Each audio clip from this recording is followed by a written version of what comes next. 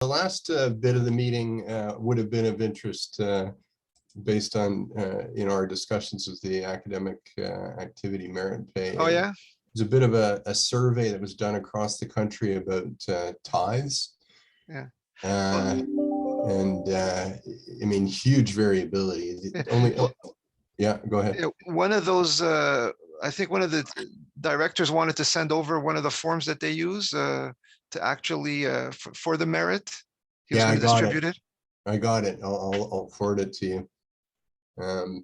But the tithe across the country varies from 2 universities with no tithe to up to 30% in Calgary. Oh, yeah? Yeah. 30%. Yeah. And the mean seems to be around sort of 10%-ish. I'll show you those numbers. Not that we're interested in increasing tithing.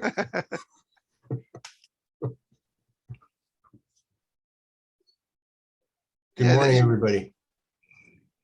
I guess we'll give people a few more minutes to join. Lots of cameras are off. Mark, it looks like also in Alberta, they're really getting hit with that 4th wave, huh? Oh, huge. Yeah.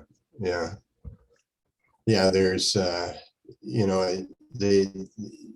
we did the planning for sort of ICU triage. They're kind of skirting with the first implementation of ICU triage, and everybody in the organizations have been trained. And so they actually got to that point. Yeah, but they're like at the edges of implementation. It's crazy. What's their vaccination rate? It's not as high as Quebec, I guess, right? No, they were saying in Edmonton and Calgary it is. It's outside of Edmonton and Calgary, it's in the 20-30% range. So all the pressure is coming from the regions.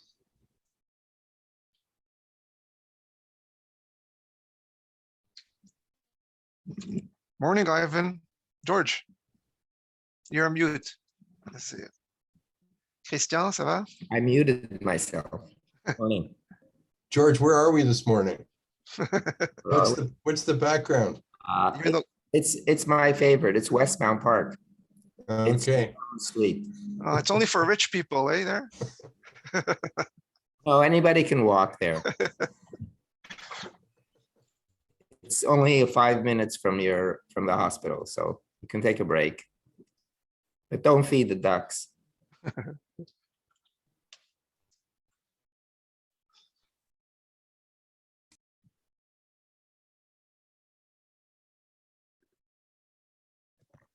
Okay, why don't we get through some of the formalities.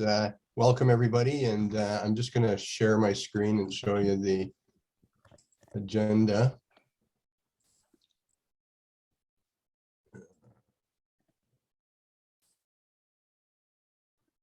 You guys see the agenda? Yep. Yeah. All right. So is everybody happy with the agenda? No concerns. I'm just going to say that the agenda is jammed, and I highly doubt we're going to be able to get through this in an hour and get some meaningful feedback and input. And it kind of brings up sort of the bigger issue of whether our MUHC division director meeting frequency is adequate. With the change in meetings alternating between Mcgill and MUHC, we're down to 5 MUHC division director meetings a year, whereas we used to be at 10. And I know that some Mcgill stuff kind of got mixed into the MUHC division director meetings, but from my understanding of things, most of the agenda items were related to MUHC issues. So there are 2 options that I'd like us to consider, and maybe you can put in the chat your preference. One is to extend these meetings by ½ hour, so start at 7:30 and end at 9, and keep it at 5 meetings. The other is to add in an additional 2, maybe 3 meetings throughout the year. So the question the survey of the morning is whether to extend the meetings to 90 minutes starting at 7:30 or add in an extra 2 to 3 meetings. So I'm assuming everybody's happy with the agenda. I'm just going to mention another business. We're going to add a discussion about the activity merit pay survey. And Alain's prepared a bit of a report there. And I'm going to move that up closer to the top of the agenda. Again, because it's a little bit time sensitive and it is important to get your feedback. All right, so everybody happy with the minutes of the last meeting? No concerns?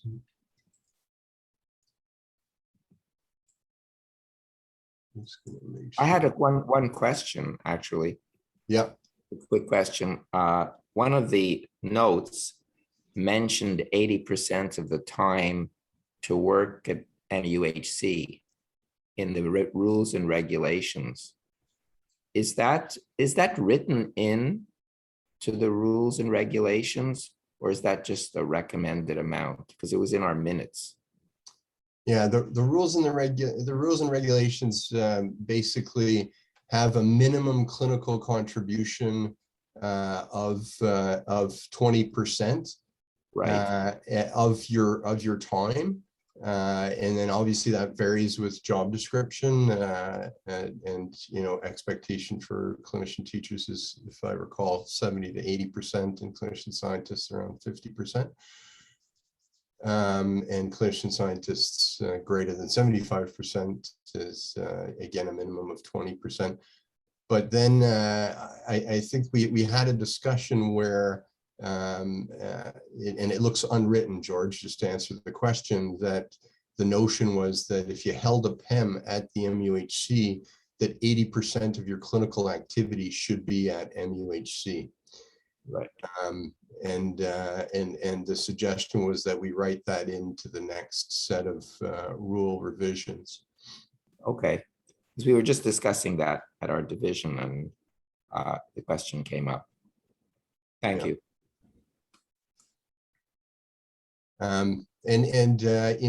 I imagine, George, that if we develop an outside clinic, we might want to define that outside clinic is included in the MUHC portion, not to penalize people for joining our outside clinic. But Definitely. I think we need to have some discussion about what it is in that 80% versus not. Okay, in terms of business arising, just a very brief COVID update. You'll notice from the MAC minutes and these minutes that very quickly the COVID information and vaccination stuff becomes outdated and irrelevant. As you all know, we're in the 4th wave, and I think we could call it a wavelet. It thankfully has not impacted us nearly as much as it's impacted people across the country. We seem to have peaked on the ward at around 11, and that kind of matched the ICU peak at 11. And I think we're doing fairly well in terms of the MRP plan, and doing decently well in terms of pseudo residents with a few sort of last minute scheduling issues, but otherwise it took some time to get sort of the pseudo-resident troops back activated, but things seem to be going relatively smoothly. Today we're at 4 on the ward, and we've shrunk the dedicated beds to 6. And if you follow the ENS bed projections for Montreal for the next month, they're trending down. So good news on the inpatient front. In terms of the ambulatory front, the ramp up is going relatively well. We've gone from 65% in person last period to 72% sorry, 2 periods ago to 72% last period, and our target is 80% by early November. One of the major issues relates to waiting room management in many of our waiting rooms. In the polyclinic in D2, there'll be some communication soon about using the Qmentum or the Qmatic, I get my Qs mixed up, system to call patients into rooms so that patients can stay not just in the immediate D2 waiting room, but the larger hallway waiting room as well.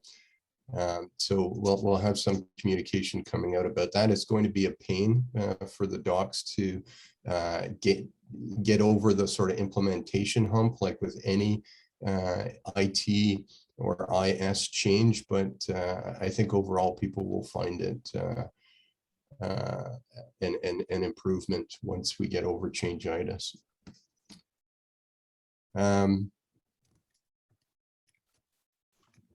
Right.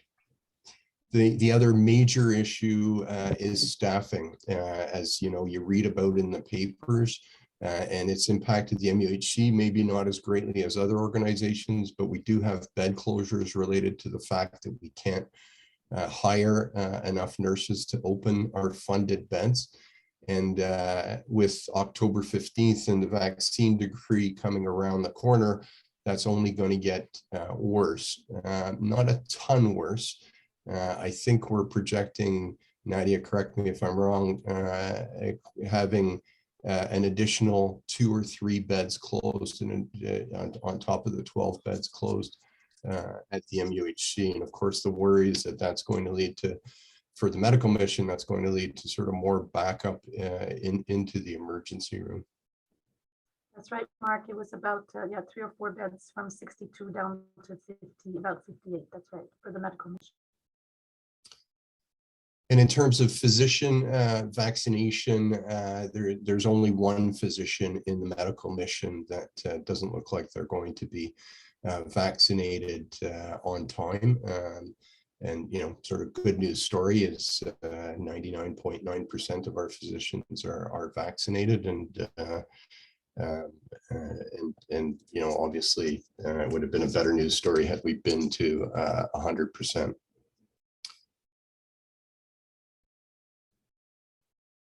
All right. The other thing that we mentioned in the last minutes was the stat report, and we've circulated the stat report again just to sort of refresh people's memory. The MSS sent in a team in order to help us out with the RVH emergency room, or diagnose and treat RVH emergency room overcrowding issues. It's one of the worst performing emergency rooms in the province. You know, our input to the stat team right from Dr. Feller on down was that we needed more beds, that to match sort of emergency room volumes to number of medical mission beds in comparable hospitals, we need to increase our medicine beds by 50%. Unfortunately, that was not acknowledged in the final report. Basically, we were asked to improve our flow through the emergency room. And you know, I know that I see many eyes rolling. I know that many efforts have been made to improve flow. You know, we're going to sort of buckle down and try and improve flow, and Nadia will have more information about that later on in the meeting. Sorry, Mark, is it just for the Glen, or is it the Glen and MGH emerge? Is it both emergencies? It was just the RVH emerge that is very problematic. Dr. Spurrier? Dr. Roger. I was just wondering, with the October 15th deadline that's looming, even though MUHC itself might not be impacted that much, whether other sectors in the institution have been impacted by potential SOS calls from outside saying that more patients have to be seen here, and what's the institution's view on that? Yeah, good question. There's been a little bit of discussion about that, but no active planning to sort of rescue others. Yeah, we'll keep our ear to the ground. I think that may come to pass. Do you think that people are going to end up in like just coming to the emergency room, or like, we fear that in dialysis, we've gotten calls from several institutions to take, 6, 8 patients from each institution. We obviously can't do that. Yeah. I agree with you, Rita. It's a strong possibility that that may happen. And again, our ability to respond is incredibly limited, just like your ability to respond within dialysis is incredibly limited. Another adventure awaits us. And then sort of the last thing on the business arising was just that the result tracking system was a bust. They tried to beta test what was offered by TELUS and Oasis, and it just didn't work. So it's back to the drawing board on the result tracking system.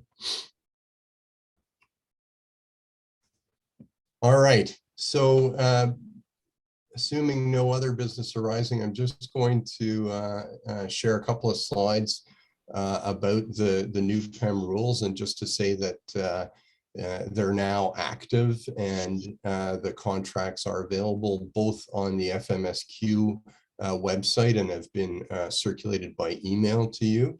And I'm just going to draw your attention to a few things that as usual, the devil is in the details. And as this gets sort of rolled out, we're sort of more fleshed out, we're seeing where, there wasn't quite the promise that there was initially.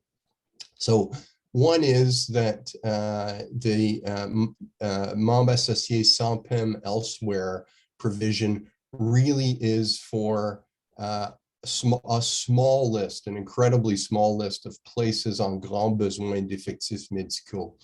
Now, one never knows sort of how that list is going to evolve, but right now it's just about those that are in rupture de service, and mainly in small communities and in very limited numbers of specialties. So whereas I think we were all kind of hoping that we could dip into this pool of potential MDs, I don't think we're going to benefit from the newly certified specialist, the MD over 60 that doesn't have a PEM elsewhere, the MDs in office practice, the MDs with out of province practice, or those certified more than 2 years but working part-time.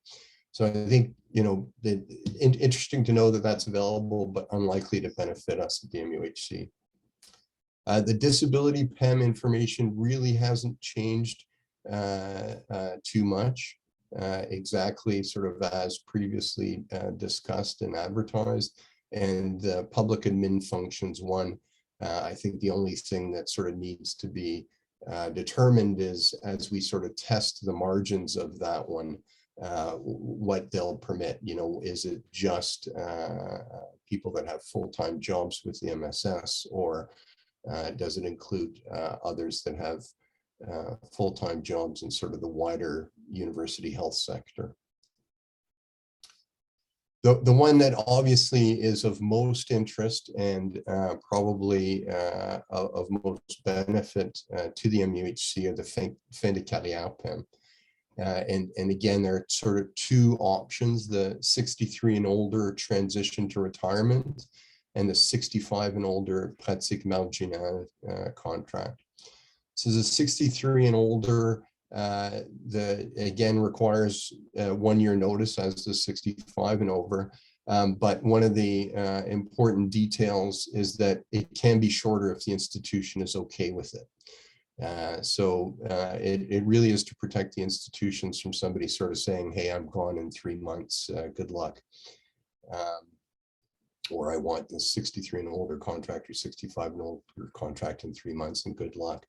But if you're okay with it, and if you're okay, the divisions are okay with it, the department will be okay with it, the DPS office will be okay with it, it can be shorter.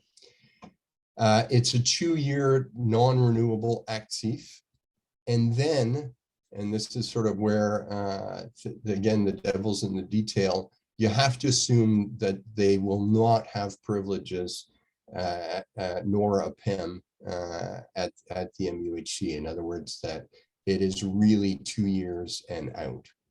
The hope had been that it would be 2 years then associé with a médecin sans PEM from the previous page, but that's not the case. It is 2 years and out.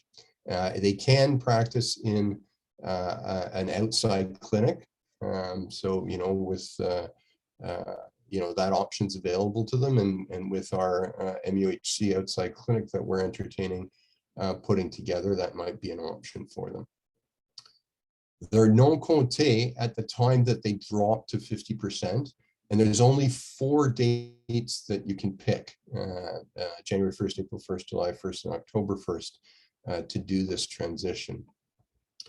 Another important detail is that they can bill 50% of their RAMQ activities en établissement using the en établissement best of 3 of the last 5 years.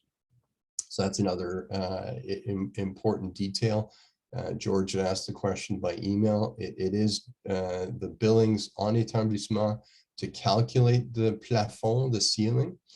And it is the billings en établissement that are subject to the plafond. So you can practice outside all you like up to 100%, but inside it has to be within 50% of that 3 of best 5 years en établissement. The 65 and older pratique marginale contract is a 3-year contract at 20%, and then same deal. You assume at the end of 3 years, you're out of the MUHC, no privileges and no PEM, and you're signing a contract to that effect. And again, same 4 dates, and the PEM stops. You stop being on PEM at the time that you drop to the 20%. And same deal, same plafond of 20% for en établissement billings based on the best 3 of the last 5. So before I go on to the next slide, because these are the ones where we're getting all of the questions, and it is ready to implement. There are people that have completed their contracts, they're at the DPS office, and they're about to go to the MSS.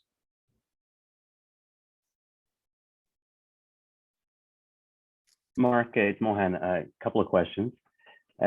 First question, we have somebody who has an associate status at the Jewish rehab. So let's imagine if they give up their privileges at the MUHC and they go OR-PEM, do you know, did they lose their status at other places where they might be associate? I don't think so, Mohan, just from an N of 1 experience recently with that scenario. But don't quote me. Okay. And similarly, when you say en établissement, that's en établissement MUHC, not en établissement at an autre hospital, for example. Exact. Yeah. Yeah. The language is clear that it's en établissement where you hold your PEM. Okay. Thank you. I have a quick question regarding the 1-year notice for pratique marginale. Is it subject to the same interpretation? If the institution is okay, it could be shorter? That's right. Yeah, it can be shorter. So if you want it to be 3 months and I'll be okay with 3 months and Eva will be okay with 3 months, we'll submit it to the MSS.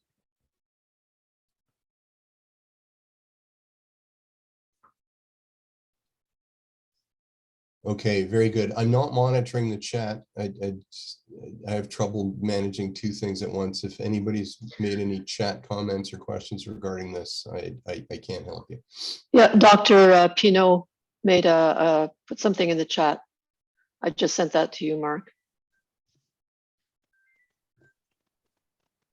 I just had to do the previous conversation of the October 15 sort of vaccine contract or whatever rules. And trying to book MRIs for some patients this week, we were told by the radiology department that there would be a lot of decrease in time slots for MRIs and possibly other radiology tests. That was all.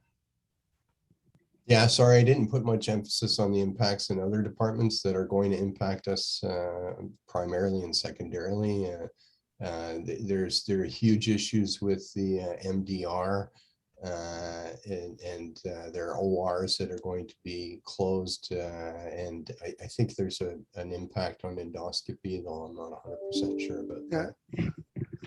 I don't think there'll be an impact. We're lucky. Everybody's vaccinated. I don't think we'll have an impact. But Christian, yes, we did get a memo from radiology department that there might be a reduction up to 20 to 25% of slots MRI, and that's because they have a large number of technicians that are not vaccinated. So that will be, that will impact us for sure. There's already huge delays, so you can imagine how this is going to impact us. I may interject for a sec. It's David Blank.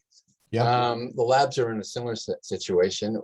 You probably have noticed that the turnaround time on our more esoteric tests are taking longer. And we do have a number of technologists who will probably no longer be practicing with us on the 15th. So things may get worse before they get better. But just bear in mind, we're doing the best we can. Thank you, David. Yeah, it's going to be challenging times, as if we haven't faced enough challenging times. For the PEM rooms, Mark, my only comment is I thought the 20% was for longer, but now we're 50% 2 years or 20% 3 years. It sounds like who would take the 20% just for one more year, Yeah. In fact, well, to date, actually, it's been pretty, maybe 2/3, 50%, 1/3, 20%. I think it depends on sort of where you're starting from. Some people are pretty close to 20% already and sort of getting ready to retire, and staying at 20% for the last 3 years is not a big change. Okay, and the other one I just want to, this is a relatively small category, but an important one. If you advertise for a PEM that's going to come open 2 or 3 years from now, and you hire a trainee that we currently have, or a trainee at another institution, and they're going to occupy that PEM from the time that they're hired until the time that they actually are scheduled to occupy the PEM, you can make them an SSE. So you can have them come and work a bit before they start to occupy their PEM. One question I have about retirement.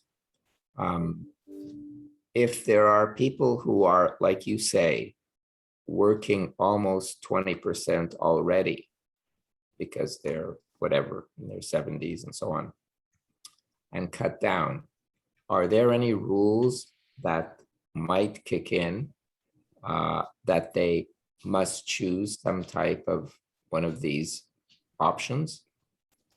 Or can they work at 20% and never sign anything? Yeah, they can work at 20% and never sign anything and hold their PEM. It is a voluntary system. My hope is that we can appeal to people's goodwill and sign on to these things. And in some cases, this works directly in concert with people's retirement plans. But yeah, George, we don't have any power, if you will, to impose these contracts on folks. It's a voluntary thing. It's a potential problem for coverage if there are too many people doing that and not covering the service. So can we make it retirement contingent on some type of coverage with divisional rules? Yeah. Yeah. So yeah, the, you know, to the extent that we can make a case with respect to the departmental rules, you know, I think it's probably an individual situation discussion. You know, yeah, we can certainly use that that mechanism, or potentially use that mechanism.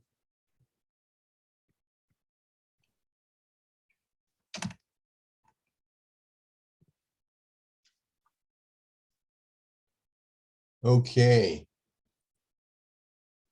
The next thing I just want to, I'm going to send an email. We've gotten some feedback on the McGill Division Director position description, some positive, some suggestions for change.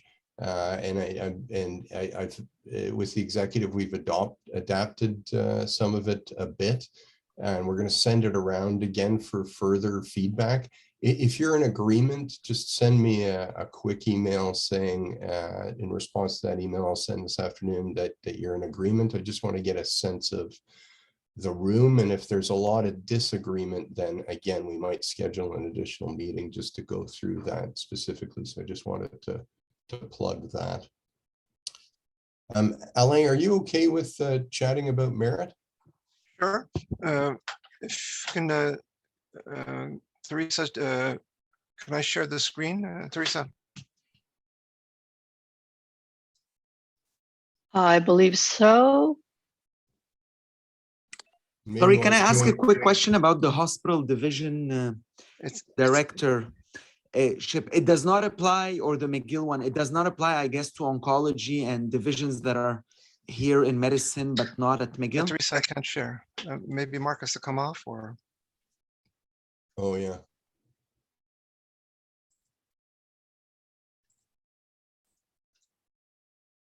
Yeah, Tarek, these are, yeah, they're McGill Division Director positions. So if there isn't, because of the fantastic alignment issues that we have with radiation oncology as an example, the discussion is that, you know, doesn't really apply to you specifically. It's only for those that have Department of Medicine, McGill Department of Medicine Division Director positions. Thank you. Can everybody see the screen? Yeah, okay. So as you all sent out a survey recently about the academic activity merit pay. Just a little bit of background. So this was initiated in 2018. And really the aim was to recognize, encourage, and incentivize academic performance. Now, unfortunately, we don't have any formal data evaluating the impact, you know, of and outcomes of the merit pay, especially with COVID. You don't have hard data, but you know, we hope to get that. So we sent out this survey really to get a sense, feeling, and thoughts about the AMP. And we had 105 respondents, so a good number, which is roughly half of the eligible candidates for CAS merit pay. So what I want to do is just go over some of the questions and then summarize, and then maybe have a brief discussion, and we'll probably need to discuss this longer at a later date. So I'm going to go through some of the questions. So this was the first question, which was, overall, do you feel that the merit pay program in its current form is effective in incentivizing academic output?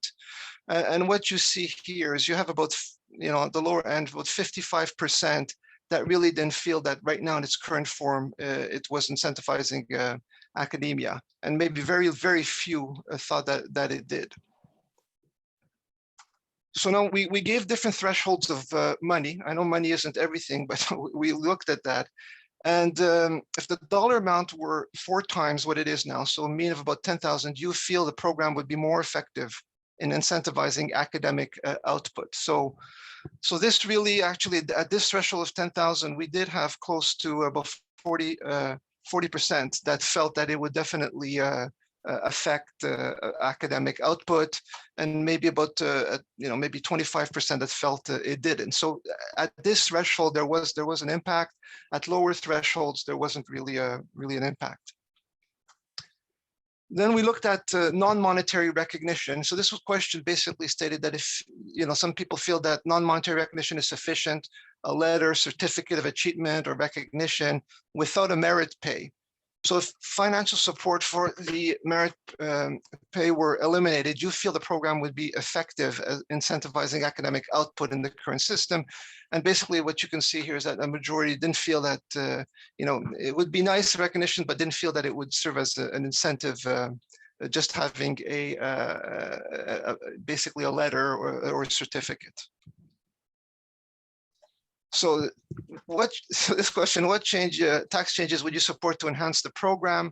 So overwhelmingly, there was no support for any tax increase. And in fact, if you look at the top bar, 35% or 40% wanted a tax reduction with the current program. So money, money, money. So no taxes. Now, this question alludes to the fact of whether or not we wanted to maintain divisional level review and consideration. So, there's a vetting at the departmental level, and the question was, do we continue with the divisional review? And very clearly, if you look at the survey, there was a majority that wanted us to maintain divisional review of the merit and considerations that may not actually be reflected in the scoring system. And there was about 30% that were ambivalent. And this question looks at the bonus system. So something that only a top third tier of performers should be rewarded. So that is that we should change to a bonus system for the top third of performers in each division on an annual evaluation exercise. So giving a bonus to the top third, and there was absolutely the majority here really was against this bonus system per se. So if we just look briefly, just an overview of and summary of this survey, the majority felt that $10,000 would serve as an incentive to individuals. The majority wanted to maintain divisional level review. Majority would not support a tax increase. In fact, some would want a tax decrease, and only a minority would support a bonus system. So that's an overview of this survey. So as I mentioned, there's no hard data, but we got a sense or a pulse of what people thought. So Mark, do we have a few minutes to discuss, or? Yeah, let's open up the floor. I mean, we do need to kind of make a decision.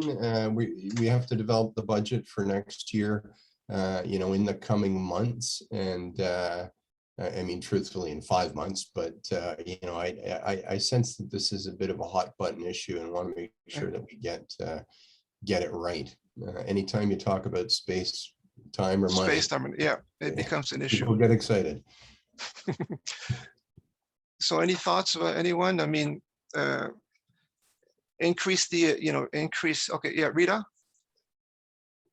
So I'm more, I see that most people are leaning one way or another for certain questions, but some of the questions are more ambivalent. Like I think the majority feeling that 10K would incentivize, that wasn't really a firm majority. It was kind of more people were in the middle, I thought. But in the second point, I just want to ask what's being done with the second half of the academic merit pay that's not being distributed to divisions this year. I've had several questions from my members asking. They feel that the rebate was reduced in order to accommodate this merit pay. And if it's not being used for the thing it was intended, then should it be returned to the individuals in the proportions in which they paid it? Mark? Yeah, so I mean, like any year, any money that's unused will be returned to the members, and it's certainly looking like there'll be a lot of unused money this year because of event cancellations, etc., and the fact that we're at 50% of the merit pay money. Now, don't forget that we also provided more CAS merit awards than was sustainable in 2019 and 2020. So we're butting up against that, and this year it doesn't look like we're going to give 6 awards, but we haven't finished the second competition yet. It looks like we'll go back to the sustainable 4 awards. yeah, those are kind of the financial realities that we're facing. Yes, there's likely to be a bigger rebate this year. No, I don't think that we can afford both the full activity merit pay program and continuing to give 6 CAS research awards per year. And I guess as a follow-up to that, some people felt that maybe the money should not be used towards merit and should be used for academic programs within the division, department, sorry. I think that's part of the discussion, right? Where Yeah. we're having all this discussion. Yeah, and this is put in place in order to incentivize contribution. And Alain and I talked about this last week. We thought we should ask you guys in a survey whether you think it's incentivized contributions in the last 3 years compared to the 3 years before. I think Cherry. Thanks. Actually, Rita addressed some of the questions that I had. Thank you.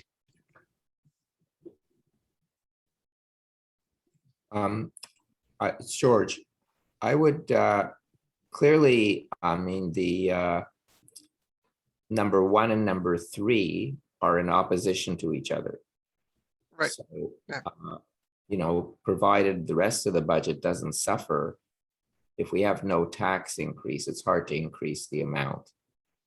So, and if the amount, as Rita says, is not that crucial in the sense of incentivization, we might keep it similar. The other question of only giving it to some people, I think is probably not wise because I find it hard to compare sometimes the different job descriptions. It's sort of like trying to compare apples and oranges.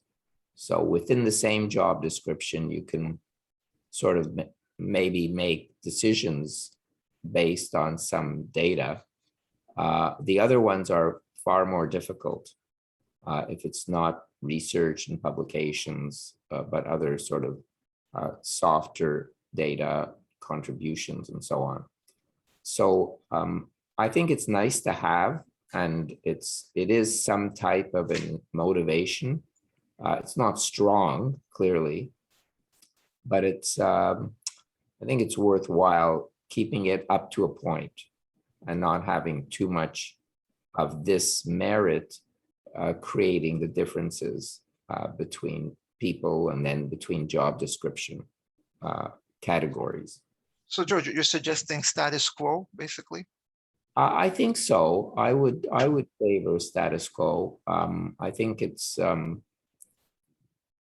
the be all and end all. The other option is, as someone said, for academic purposes, one could potentially choose to not take the that in a personal way. In other words, put it in your bank account, but use it towards some type of academic activity that they want to do.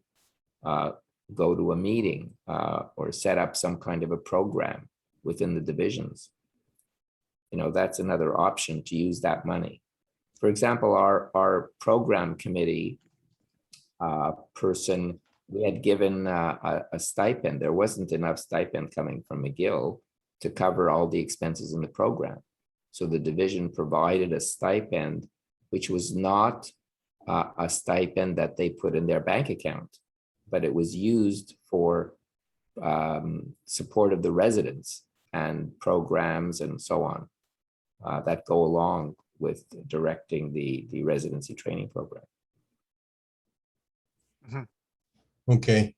So I'm just a little bit conscious of time, but I definitely think we need to have more discussion. So I think the next step will be to ask you guys formally whether you think that it's had an impact at your divisions, and then I think it's clear we're going to have to add a second meeting before the December meeting. So expect a calendar invite for a November meeting for part 2 of this discussion.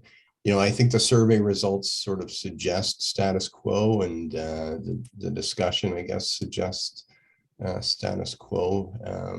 But à suivre. Right. All right. I stopped sharing. Go ahead, Mark. Okay. So quick thing, Camille Lefebvre, this has been an issue at least for one division, and just wanted to make sure that everybody is aware of this issue. And we've obtained clarity on a number of points related to this issue. So Camille Lefebvre is a CHSLD that's tied to the Lachine Hospital. And if you have MUHC privileges, you also have privileges at Camille Lefebvre. So if you were keen on going to do consults at Camille Lefebvre, you can. But Camille Lefebvre is not recognized by the MSS as an acute care institution, so that there are impacts on billing. And I have to plead ignorance. I'm not 100% sure what those impacts on billing are, but you're not practicing in an acute care institution if you do a consult at Camille Lefebvre. In Kafkaesque fashion, the MSS nonetheless expects specialist backup for the chronic vent patients on 2 East at Camille Lefebvre. So Dr. Feller and Ev are working on designation of 2 East as an acute care unit in order to fix the problem. But in the meanwhile, we're proposing that if you're asked to do consults on 2 East, that you do so out of goodwill until the problem is fixed. But if you're asked to do consults anywhere else in Camille Lefebvre, that you manage them as if you're getting a call from a doc at a CSSD. That is, see non-urgent consults in your ambulatory care facilities, or if they're urgent, send them to the ED to be seen in consultation there. So I just wanted to make sure everybody's on the same page on that issue. Mark, it's Marcel. Yeah. Since the Division of ID had the issue, I think it's important that the DPS communicates clear and consistent messaging, because there was one email from Susan Colton saying we are not seeing patients at Camille Lefebvre. And then the following weekend, we were getting called and asked why we weren't doing inpatient evaluations. And this leads to strained relations with the doctors there who think we're doing it, and the Division of ID who thinks we're not doing it. So could you just make sure to update us periodically and make sure that the entire department is aware? Yeah, definitely. Thank you. Okay, the next issue relates to scientific research and development tax credits. Very quickly, I just sort of want to bring you up to speed. So many academic practice plans across the country take advantage of scientific research and development tax credits. And what these are CRA incentives to do scientific research and development within Canada.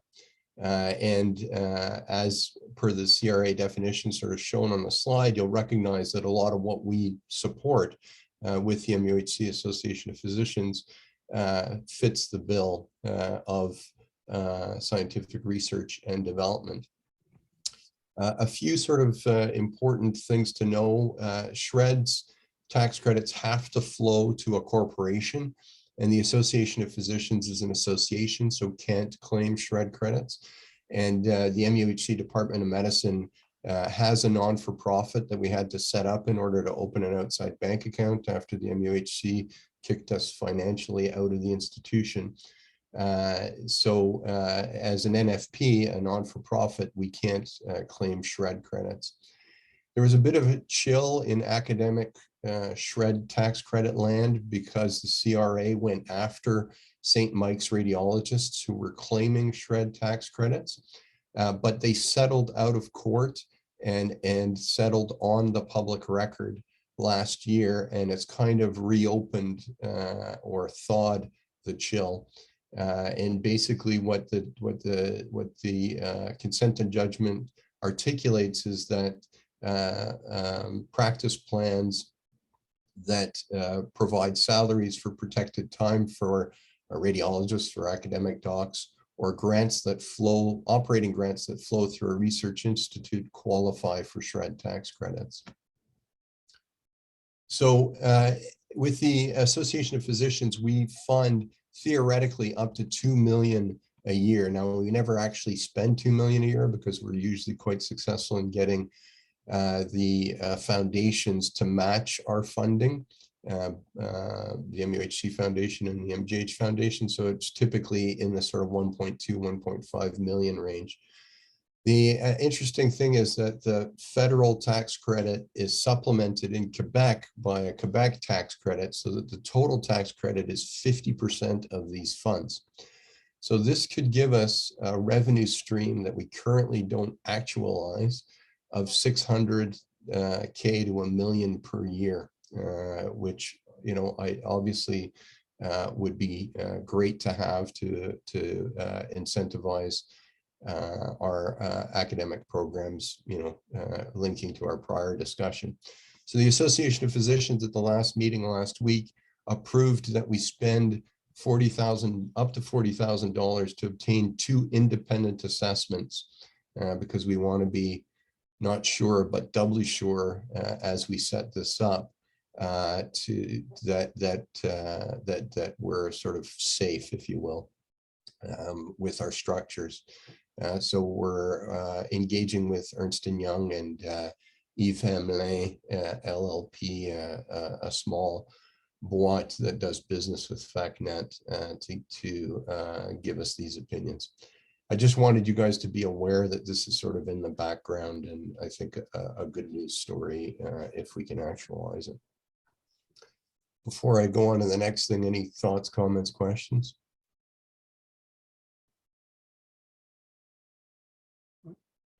Okay. I'm pretty sure we discussed this at prior meetings, but I just sort of want to give you a bit of an update.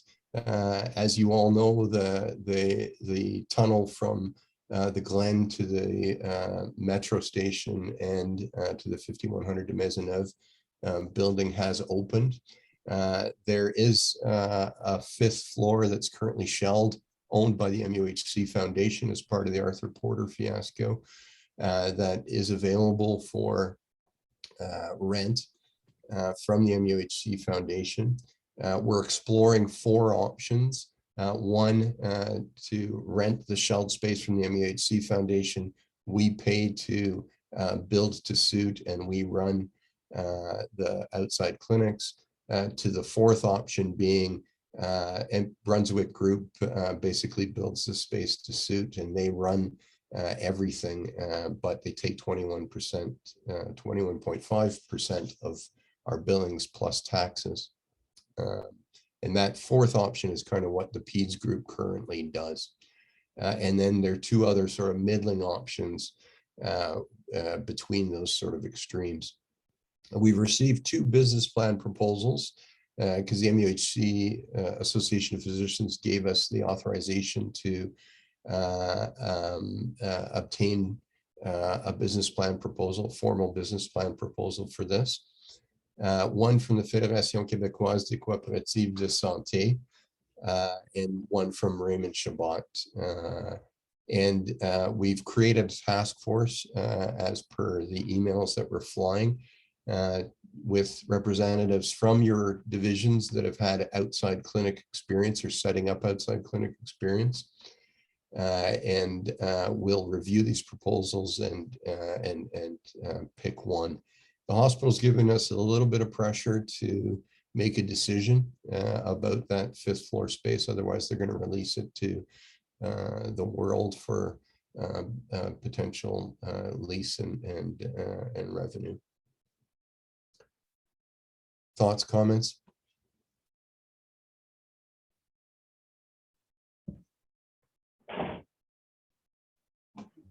Okay.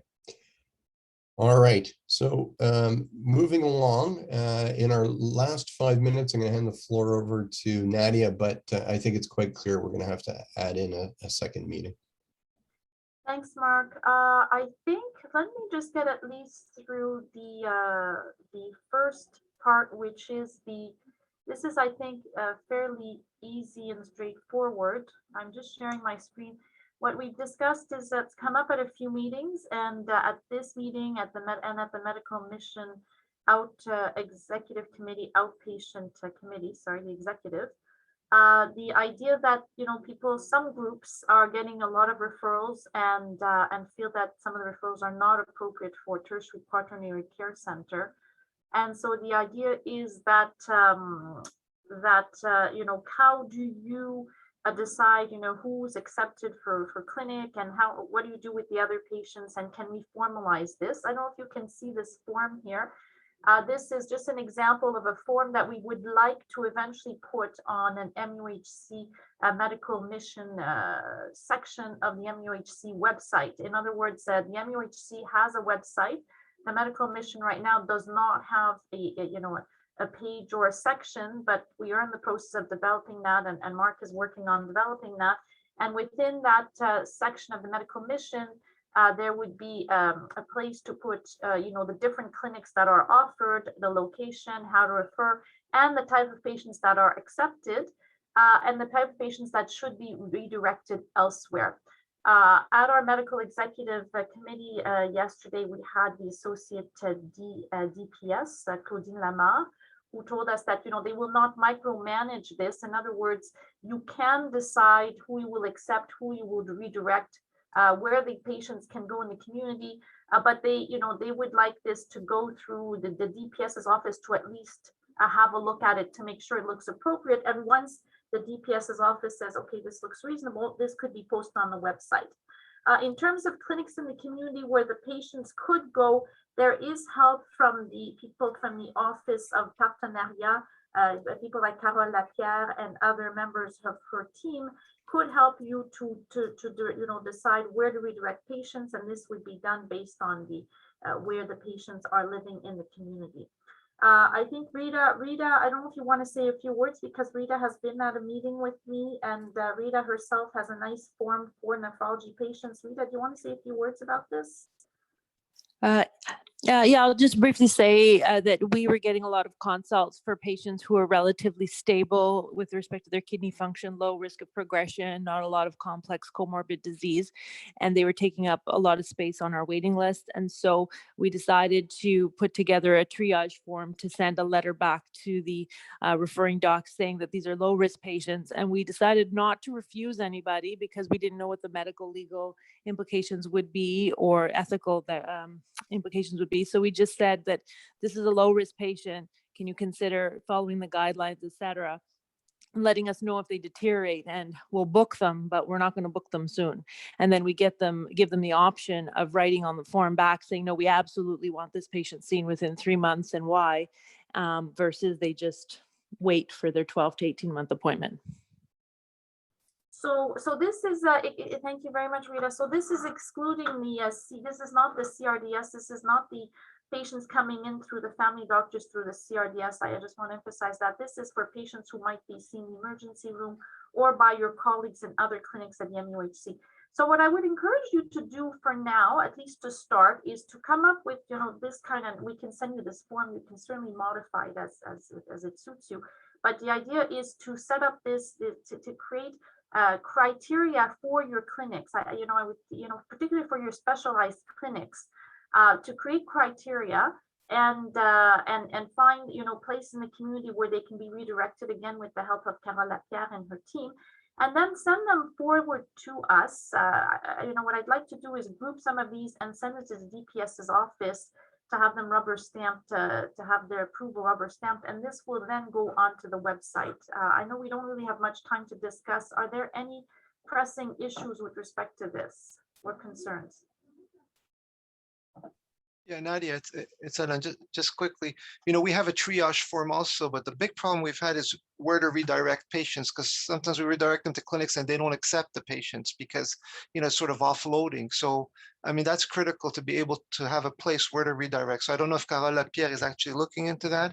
And then the CRDS has a lot of low risk patients, but, we have to contribute to CRDS, so we end up seeing them, and in theory, this should apply to CRDS type patients too, but the process is such that we have no choice but to see these patients.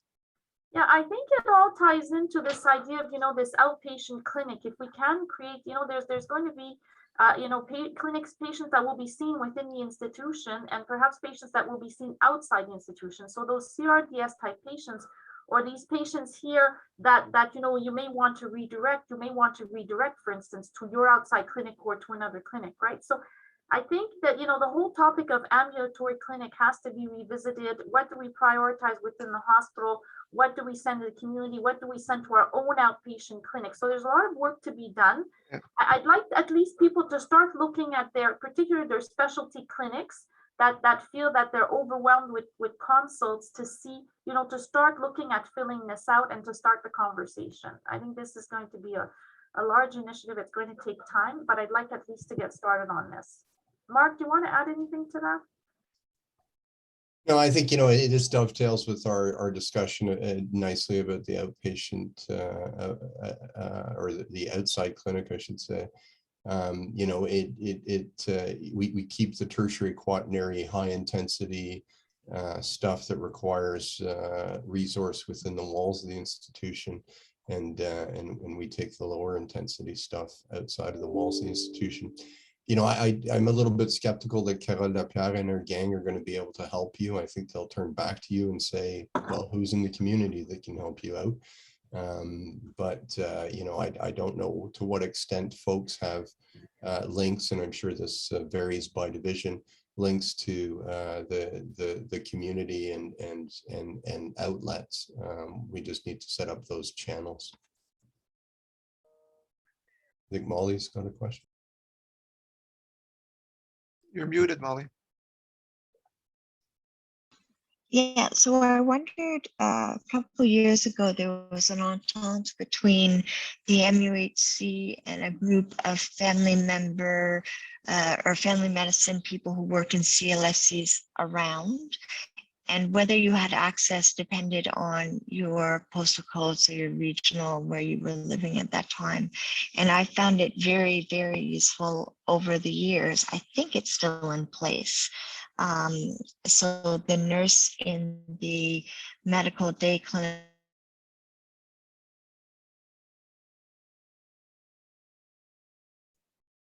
No, we lost you, Molly.